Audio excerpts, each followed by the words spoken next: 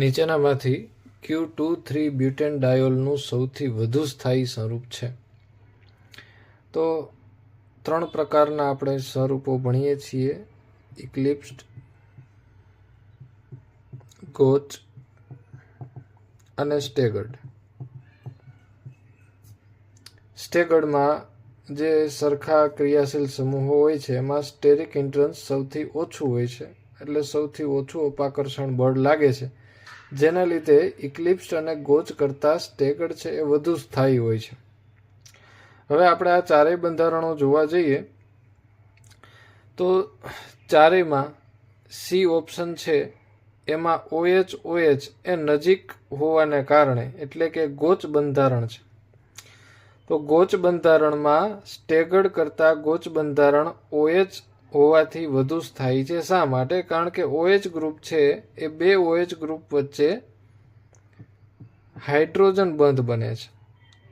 આનો ઓક્સિજન અને આનો હાઇડ્રોજન, એટલે આ બંને વચ્ચે હાઇડ્રોજન બંધ બનતો હોવાથી સ્ટેગર્ડ કન્ફર્મેશન કરતાં આ વધારે સ્થાયી છે.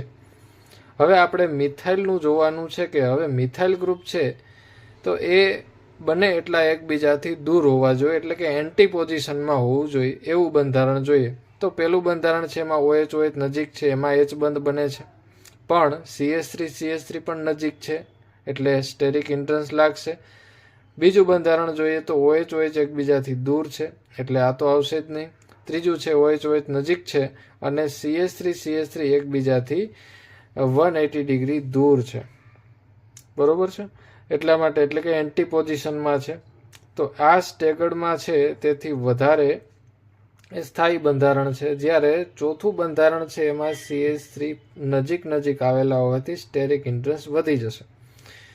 બરાબર છે? તો આપણે આની અંદર બે વસ્તુ ધ્યાનમાં રાખવાની છે કે OH વચ્ચે હાઇડ્રોજન બંધ બને છે જે વધુ સ્થાયીતા આપે છે, અને CH3 છે એન્ટી પોઝિશન ઉપર છે તેથી વધુ સ્થાયીતા આપે છે. તેથી આપણો સી જવાબ છે એ સાચો છે.